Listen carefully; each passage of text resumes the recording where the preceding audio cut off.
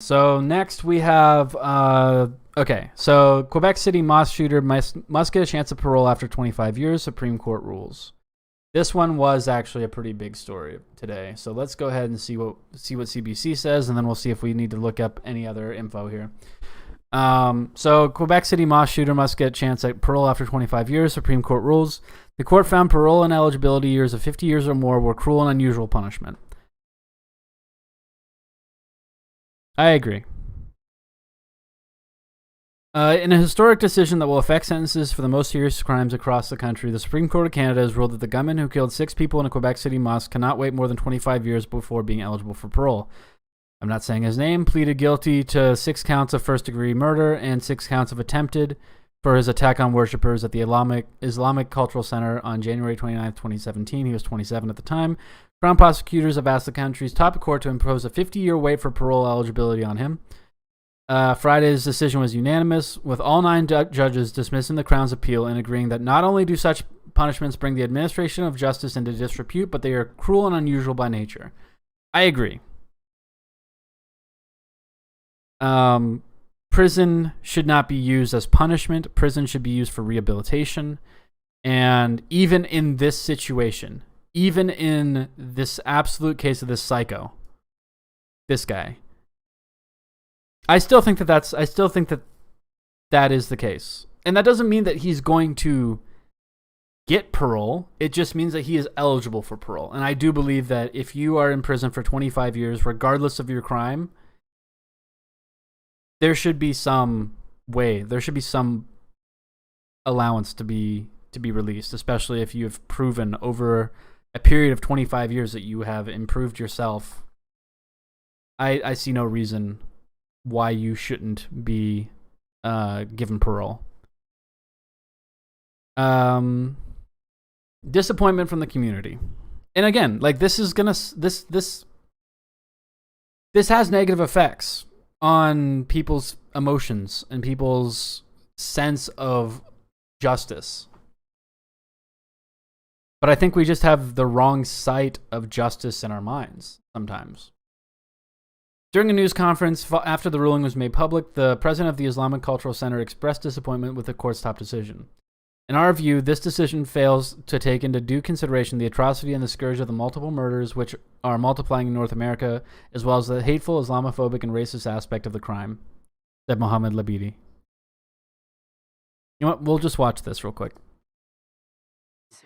In our opinion, this decision does not take into account the atrocity of the multiple murders that are being multiplied in North America, and so, as well as the heinous Islamophobic and racist nature of the crime.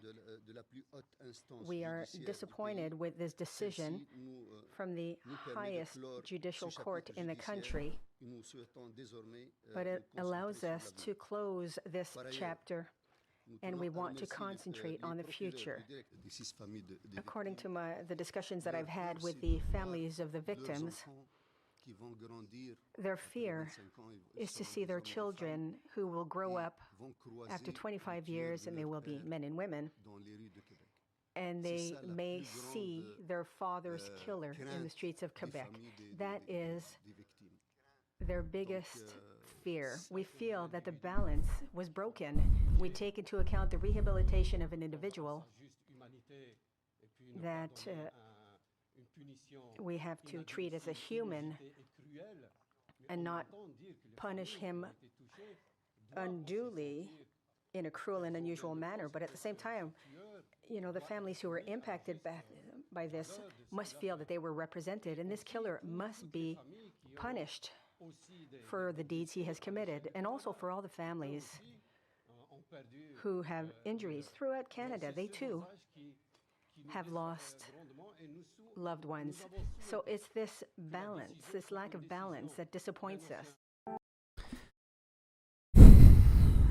I understand, but I do think that having a better service of justice overall is better.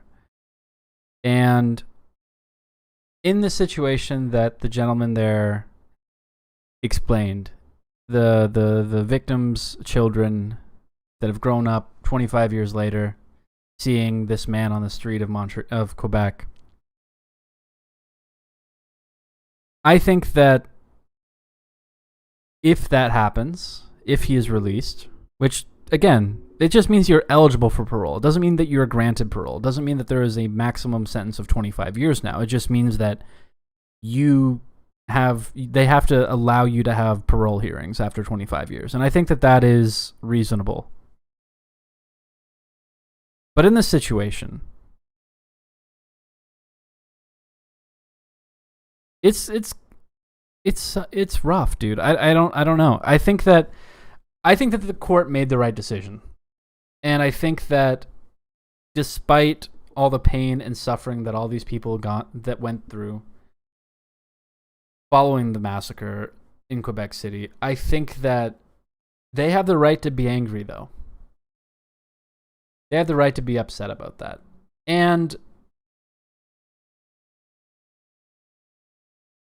But part of me says that there has to be some sort of forgiveness as well over a period of that much time. And I've never gone through this. I can't speak from personal experience. But I do think that it is important that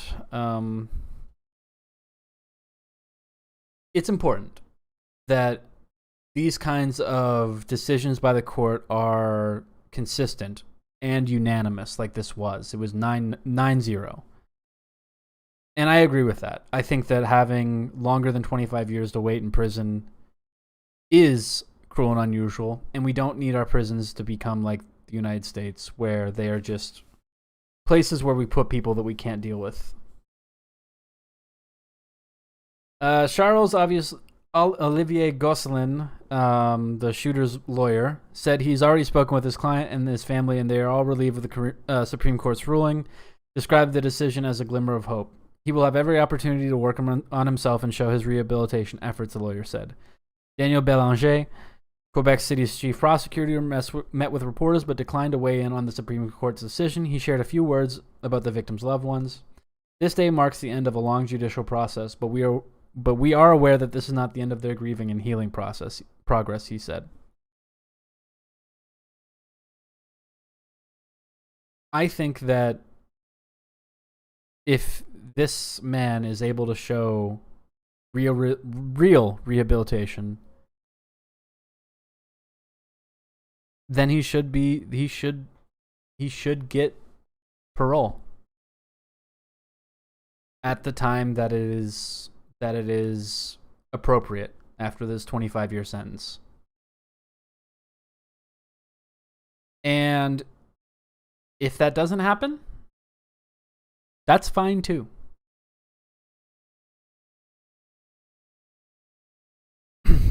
For years, the nature of the murderer's crimes raised questions about whether an automatic life sentence with no parole eligibility for 25 years, the standard in Canada, was a fitting punishment.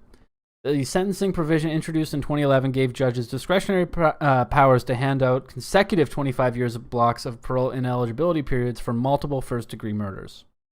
That's the other part of this that's a little bit different, interesting, is that because there were 6 people that died, they gave him... Okay, so after he pled guilty in 2018, the Crown advocated for that option and asked the Quebec Superior Court judge to impose a parole ineligibility period of 150 years, 25 years each for the 6 people he murdered. And this is not an unreasonable thing for the Superior Court to say. Absolutely not. It's absolutely not unreasonable. But the prospect of 150 years without parole is cruel and unusual. Would have been the harshest Canadian sentence handed down since the abolition of the death penalty. The judge handed down a life sentence with no chance of parole before 40 years, a decision that was overturned in 2020 by the Quebec Court of Appeal, which unanimously decided to set his wait for a chance of parole at 25 years. The Supreme Court agreed with the Court of Appeal's ruling. Friday's ruling immediately invalidates the consecutive sentencing periods provision introduced in 2011 by Stephen Harper's conservative government, finding they are intrinsically incompatible with human dignity because of their degrading nature. I agree with that. They deny offenders any moral autonomy by depriving them in advance and definitively of any possibility of reintegration into society, the ruling reads. According to Charisma Mathin, a law professor at the University of Ottawa, the ruling being unanimous makes it a very strong statement by the Supreme Court. It's a close call, Mathin said when asked whether she agreed with the court's decision. She also pointed out that people could disagree with the court's decision, that everyone has the ability to be rehabilitated. For some crimes, people will think that indeed rehabilitation is out of the window because the crime is so horrific. I don't believe that. I believe that anyone can be rehabilitated. Anyone. And I don't believe in the state-sanctioned violence of the death penalty. The state does not have that right to kill you. Ruling not reflection of value for each human life. The 9 Supreme Court justices found that stacking consecutive blocks of parole ineligibility, leading to wait times of 50, 75, or even 100 years, violated Section 12 of the Canadian Charter of Rights and Freedoms, which protects the right not to be subjected to any cruel or unusual punishment or treatment. They also found that the violation was not justifiable under Section 1, which puts reasonable limits on charter rights. The 6 men who died in the mass shooting are these men right here. I'll just scroll down. I'm not going to try to read all their names. Barry, Souflane, Hassane, Barry, Tabti, and Belkacemi. The court described the gunman as being fueled by hatred, but said that his actions do not negate the notion that all human beings carry with them a capacity for rehabilitation. Everyone would agree that multiple murders are inherently despicable acts and are the most serious crimes with consequences that will last forever. This appeal is not about the value of each human life, but rather about the limits of the state's power to punish offenders. That's actually a really, really good statement. What this man did was absolutely terrible. But he's still a human being, and he still has rights that have to be observed. And if you don't, then you end up in some really, really scary territory. Ruling affects harsher sentences in Canada. By invalidating the sentencing provision that allowed judges to stack 25-year periods of parole ineligibility, Friday's decision means that any person in Canada who received a life sentence with no possibility of parole before 50 years or more may be able to apply for a remedy. That would be the case for convicted killers such as Justin Bork, who was imposed a 75-year wait for parole eligibility after he shot and killed 3 RCMP officers and wounded 2 others in Moncton. Edward Downey, who sentenced to serve a life in prison for 50 years for killing a 5-year-old girl and her mother.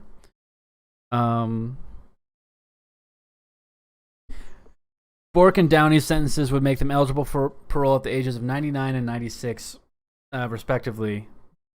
This guy, who is now 33, has now been in custody since 2017 and will be 52 when he becomes eligible for parole. While some of these offenders are no longer in the judicial system, their infringement of their rights guaranteed by Section 12 of the Charter is a continuing one, since they remain completely without access to parole, read the ruling. These Supreme Court justices also said that the people who were sentenced under the 2011 provision, whose wait for parole is more than 25 years but less than 50, can go to court to try to prove that their charter rights were violated. In a statement, Federal Justice Minister David Lemeni said that the Liberal government supported a judge's discretionary powers to impose a longer waiting period for parole eligibility.